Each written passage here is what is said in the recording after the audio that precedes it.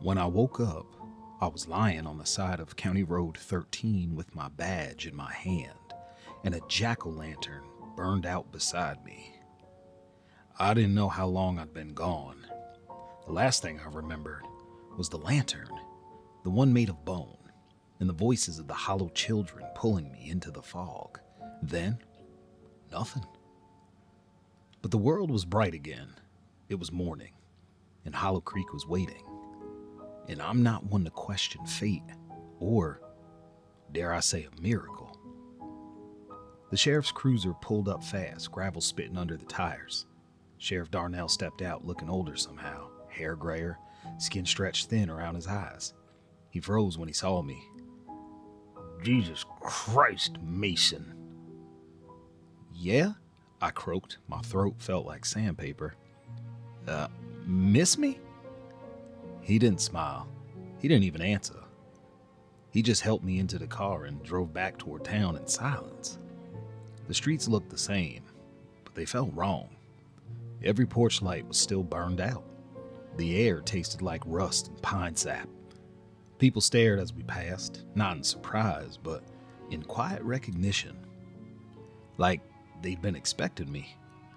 When we reached the station, Darnell finally spoke. You weren't supposed to come back.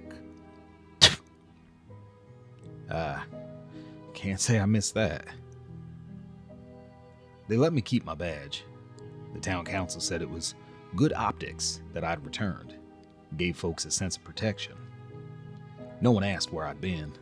No one talked about Halloween. But the whispers started that night. Not the people. No, that'd be too easy. I mean, actual whispers. I'd be driving along the northern road, windows down, and I'd hear them through the fields, soft, rhythmic, like someone murmuring my name under their breath. At first, I thought it was the wind through the corn, but the crops had already been harvested. The fields were nothing but black soil and scarecrows now. I stopped the cruiser one night and I listened. Mason. The voice was faint but clear, carried on the breeze, echoing across the empty rows. I stepped out, flashlight cutting through the mist. Who's there? Nothing. Then again, closer this time.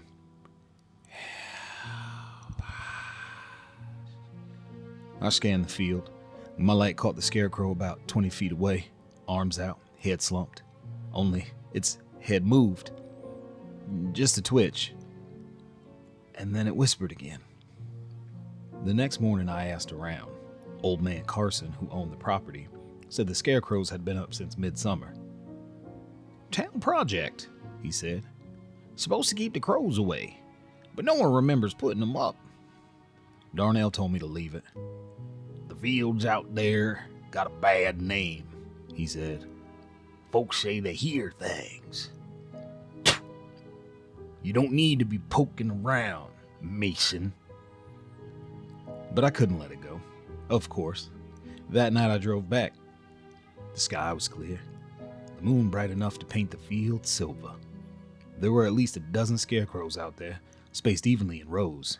Each one had a burlap sack for a head, stitched with crude X's for eyes and a single slit for a mouth. The wind was dead still, yet the sacks moved, ever so slightly, as if breathing. I stepped closer, crunching frost under my boots, and then I heard it again. Mason. This time it came from right in front of me. The nearest scarecrow tilted its head toward me. The stitched X's split open, and from inside the sack came a muffled, gasping whisper.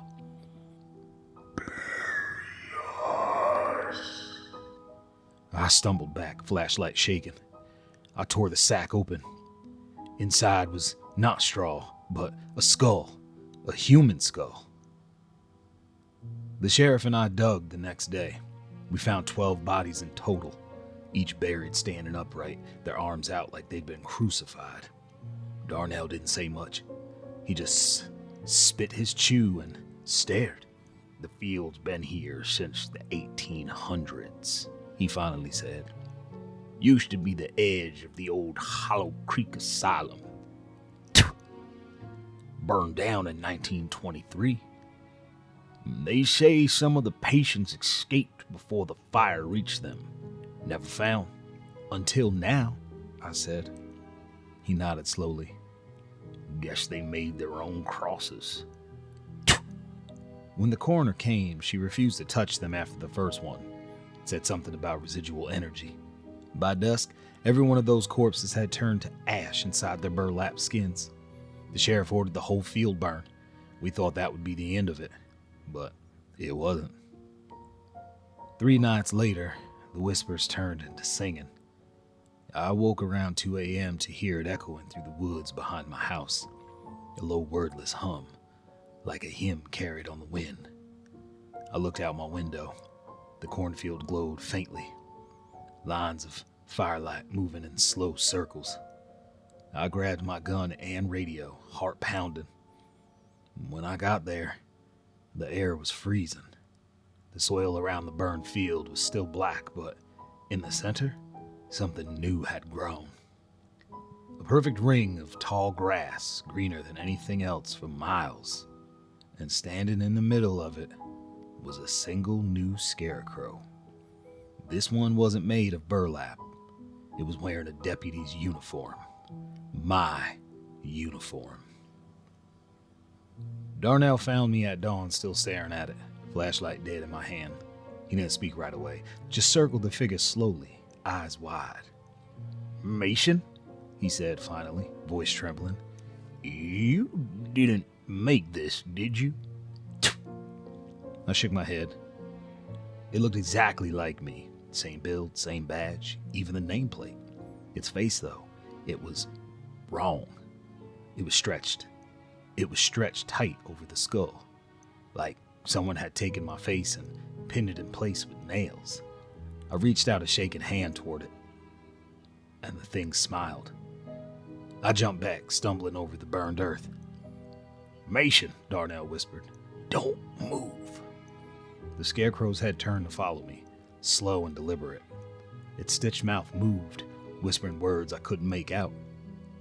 Then, softly, "You were supposed to stay with us." The sheriff fired first, 3 rounds. The scarecrow dropped, but when he looked again, it wasn't there. Just ashes, and my badge lying in the dirt. After that night, things in Hollow Creek started changing. Lights flickered in the church even when it was locked. Dogs howled at night. A stranger showed up. He came into the diner one morning, long coat, wide-brimmed hat, skin too pale. Said he was passing through. But something about the way people avoided looking at him told me he wasn't just any drifter. He ordered black coffee and a slice of pumpkin pie, then looked up at me with cold gray eyes. "You're the one who came back," he said. I froze. Excuse me?" He smiled. "The fields remember you." I sat across from him. You want to explain that?" He tapped his mug twice. "The things that die in Hollow Creek don't stay dead. You should know that better than anyone." I tried to press, but he just stood up, left a 5 on the table, and walked out into the fog. When I followed him outside, he was already gone, of course, but the air smelled like burnt straw. I started digging through old files at the station. The asylum fire, 1923, 12 patients unaccounted for. The sheriff's department had investigated once before. The report was short. Area cleansed by controlled burn. Remains unrecoverable. But there was another file, buried deep under years of dust. It had a name on it. I gasped when I saw it. Darnell Henry. Inside were photographs, black and white, grainy. A man in uniform standing beside a field of crosses. Same spot, Same burned earth. Only the date was wrong. 1902. But the man in the photo looked exactly like Sheriff Darnell. That night, I confronted him. He didn't even deny it. Didn't even act surprised. "You think Hollow Creek's the first?" he said, eyes shadowed by the lamplight. "This town's a wound, Mason. It never heals. Just scabs over until something picks it open again." "And you?" I asked. "What are you?" He stared at me for a long time before answering. "I'm what the town made me, just like you." The room went cold. My breath fogged. Darnell leaned forward, his voice almost kind. "Every deputy here learns the same thing eventually. Hollow Creek doesn't need lawmen. It needs watchers." He handed me an envelope. Inside was a key and a note. "Field House 7.